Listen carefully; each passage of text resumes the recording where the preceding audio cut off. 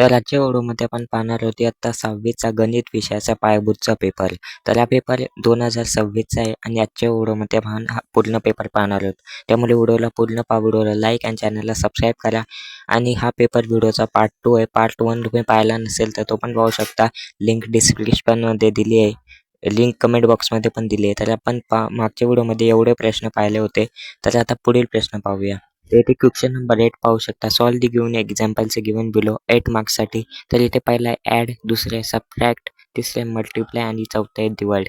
तर इथे तुम्हाला काही क्वेश्चन दिले जसे बेरीज, वजाबाकी, गुणाकार आणि भागाकार. हे तुम्हाला क्वेश्चन आहेत, ते तुम्हाला याचे आन्सर्स लिहायचे आहेत.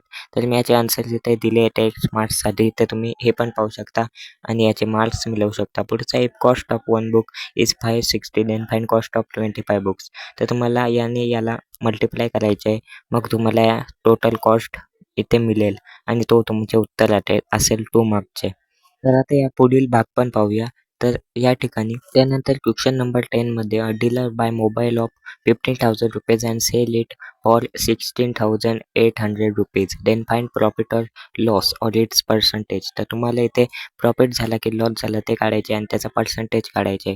त्यासाठी तुम्ही मोठ्या संख्येने लहान संख्येला वजाबाकी करा आणि त्याचा पर्सेंटेज काढा 4 मार्क्ससाठी. अशा प्रकारे इथे तुम्हाला 4 मार्क्ससाठी हा प्रश्न असणार आहे. आणि क्वेश्चन नंबर 11 मध्ये फाइंड प्राइस ऑफ टेबल.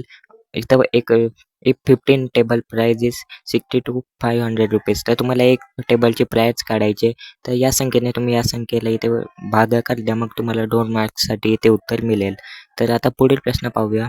तर इथे क्वेश्चन नंबर 12 मध्ये age of father is 5 time more than the child if sum of their ages is 42 then find the age of son. तर तुम्हाला इथे एक व्हॅल्यू एक्स मानायची आहे आणि इथे एक इक्वेशन तयार करायचे आणि नंतर जसे तुम्ही तो इक्वेशन सॉल्व्ह कराल मग तुम्हाला एज ऑफ सन मिळेल 4 मार्क्ससाठी.